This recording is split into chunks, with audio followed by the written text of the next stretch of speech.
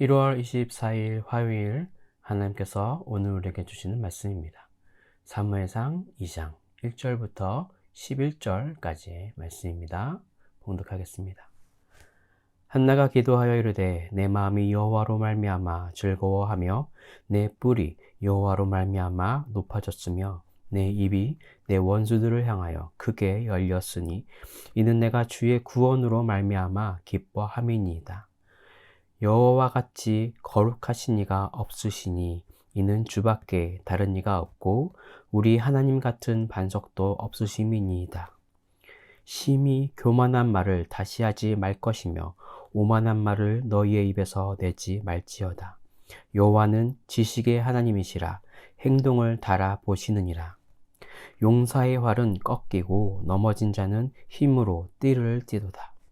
풍족하던 자들은 양식을 위하여 품을 팔고 줄이던 자들은 다시 줄이지 아니하도다. 전에 임신하지 못하던 자는 7을 낳았고 많은 자녀를 둔 자는 쇠약하도다.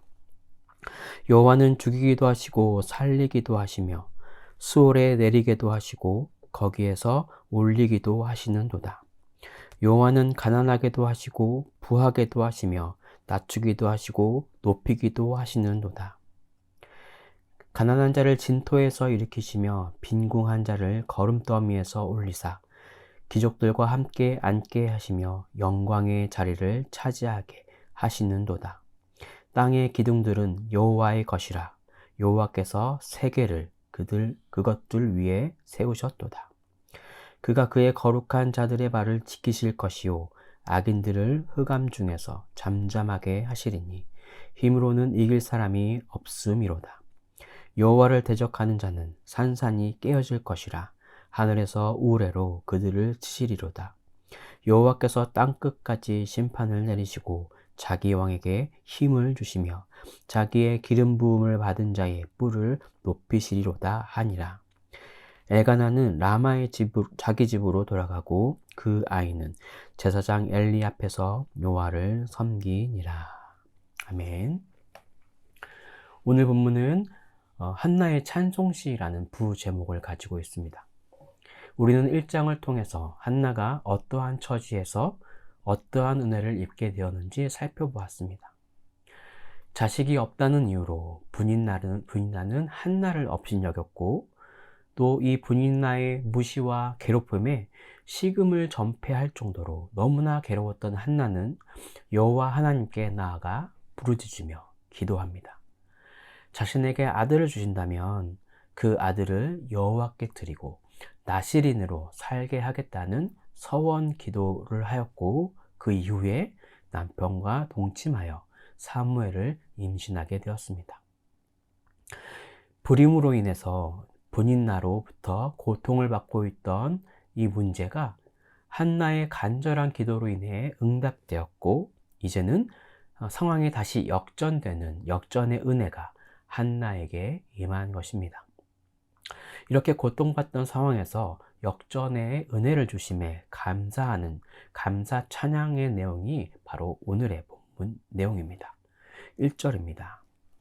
한나가 기도하여 이르되 내 마음이 여호와로 말미암아 즐거워하며 내 뿔이 여호와로 말미암아 높아졌으며 내 입이 내 원수들을 향하여 크게 열렸으니 이는 내가 주의 구원으로 말미암아 기뻐함이니이다.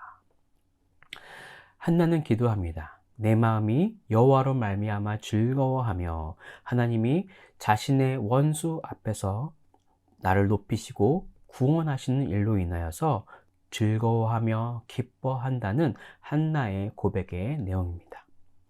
앞서 이야기한 상황이 반전됨에 대한 기쁨의 노래인 것이죠. 그리고 하나님의 거룩하심을 찬양하고 있습니다. 2절을 함께 보시죠. 여호와와 같이 거룩한 이가 없으시니 이는 주밖에 다른 이가 없고 우리 하나님 같은 반석도 없으심이니이다. 하나님의 거룩하심에는 그 어떤 것과도 비교할 수 없는 독보적인 구별됨이 있습니다. 그리고 이어서 3절입니다. 심히 교만한 말을 다시 하지 말 것이며 오만한 말을 너희의 입에서 내지 말지어다. 여호와는 지식의 하나님이시라 행동을 달아 보시느니라. 한나는 지식의 하나님을 찬양하며 그 앞에서 교만하지 말라고 경고하고 있습니다. 이 구절을 통해서 한나의 이 찬양시는 단순히 개인적인 신앙의 고백을 넘어선 공동체에게도 진정한 하나님에 대해서 알리는 그런 메시지를 전달하는 시라고 알 수 있겠습니다. 그러니 한나의 이 개인적인 찬양의 시로만 여기는 것이 아니라 여러분의 고백, 나의 하나님을 어떻게 고백하는지를, 지금 어떻게 고백하고 있는지를 점검하는 시간이 되셨으면 좋겠습니다. 지식의 하나님은 우리의 행동을 달아보십니다. 지식의 하나님 앞에서는 우리는 말만 앞선 자가 아닌 실천하고 행동하며 내 신앙을 점검하여야만 할 것입니다. 계속해서 한나는 여호와를 찬양합니다. 4절에서 용사의 활은 꺾이고 넘어진 자는 힘으로 띠를 띠는 것이라고 하는데 이것은 어떤 의미입니까? 여기서 꺾인다는 단어를 히브리 원어적으로 살펴보면 박살나다의 의미가 담겨 있습니다. 용사들은 자신의 자랑하는 그 힘이 박살나지만 넘어진 자, 즉 약한 자들은 그 힘이 강하여짐, 이렇게 역전되는 상황들을 한나는 선포하고 있는 것입니다. 그리고 이제 5절부터는 여러 가지 역전되는 상황들이 나옵니다. 풍족했던 자들은 이제 그의 재산을 팔아야만 살 수 있고 줄인 자들은 더 이상 줄이지 않게 됩니다. 임신하지 못하던 자는 7을 낳고 많은 자녀를 둔 자는 이제 쇠약해진다는 구절을 통해서 한나 자신의 처지를 나타내므로 하나님께서 역전시켜 주심을 그렇게 고백하고 있는 것입니다. 물론 한나는 이후에 사무엘 외에도 세 아들과 두 딸을 낳아서 총 6명의 자녀가 있기에 여기서 나오는 숫자와는 7이라는 숫자와는 일치하지는 않지만 여기서 나오는 7이라는 숫자는 성경에서 나오는 완전수로 불임의 불완전한 존재였던 자신이 이제 역전되어서 자녀를 잉태할 수 있는 존재로 바꾸어 주심을 찬양하는 내용이라고 볼 수 있습니다. 그러면서 절대적인 하나님의 주권을 찬양하는 내용들이 계속해서 나오게 됩니다. 6절에서 죽이기도 살리기도 또 지옥에 보내시기도 또 거기서 건져내 주시기도 하는 분이 그런 절대적인 주권을 가진 하나님의 그 주권을 찬양하고 있습니다. 7절에서는 가난하게도 또 부유하게도 하시며 낮추시기도 높이시기도 하시는 분이 바로 하나님이십니다. 8절에서는 가난한 자를 진토, 즉 티끌에서 일으켜 세우시고 빈궁한 자를 세우셔서 귀족과 함께 그 영광을 나누어 주신다고 하십니다. 그리고 세상을 지탱하는 땅의 기둥들조차 여호와 하나님의 것이라고 선포합니다. 계속해서 한나는 여호와 하나님을 찬양합니다. 9절에서 거룩한 자들이 나아가는 그 길을 지켜주시며 악인들은 흑암 속으로 사라질 것인데 그들이 가진 힘으로는 이것을 이겨낼 수 없다고 합니다. 그러면서 10절에서는 여호와를 대적하는 자에게 강력한 경고를 합니다. 그들은 산산이 깨지고 우레를 맞게 될 것입니다. 여호와께서 땅끝까지 쫓아가셔서 그들을 심판하리라는 강한 경고의 메시지를 전합니다. 이러한 한나의 찬송시가 마치게 되면서 이제 남편과 한나는 다시 집으로 돌아가고 사무엘은 그들의 아들은 제사장 엘리의 손에서 여호와를 섬기는 자로 성장하게 됩니다. 자, 그럼 오늘 본문을 통해서 우리에게 주시는 메시지입니다. 첫째, 지식의 하나님 앞에서 성도의 취할 자세는 겸손입니다. 다시 3절로 돌아가시면 한나는 지식의 하나님에 대해서 언급합니다.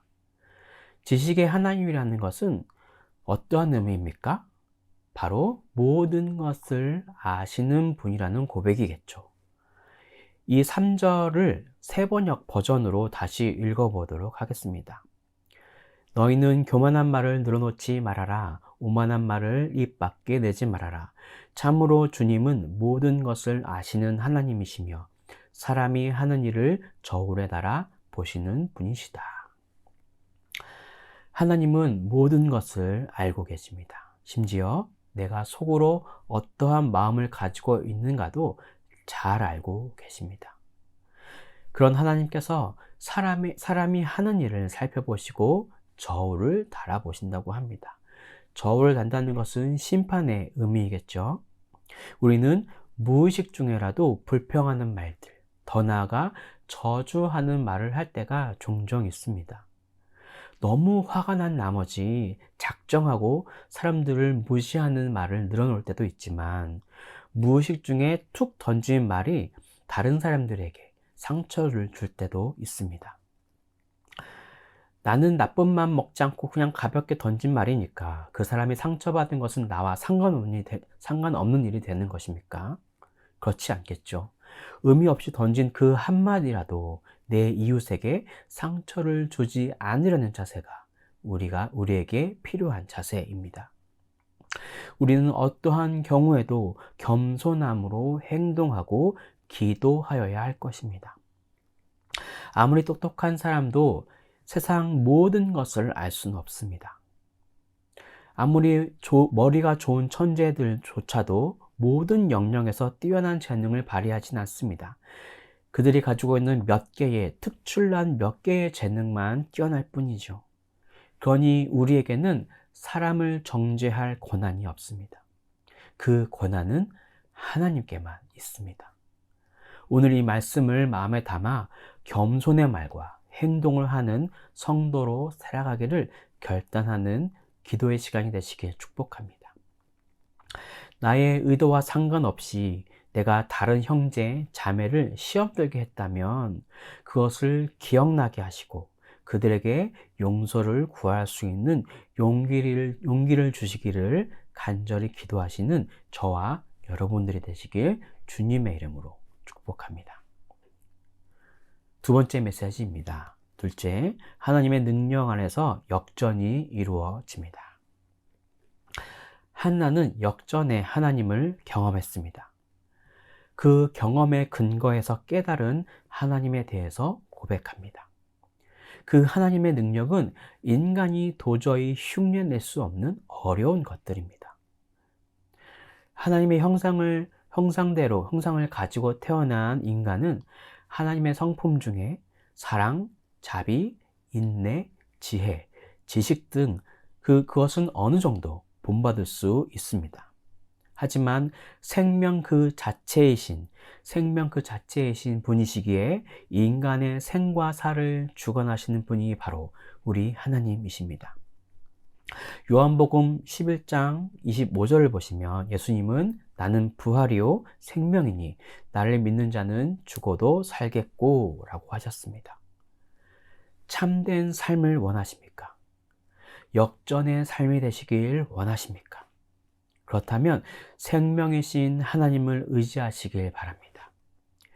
내가 의지할 것은 현명해 보이는 또는 내게 도움을 줄 수 있는 것 같은 그런 사람들이 아닙니다.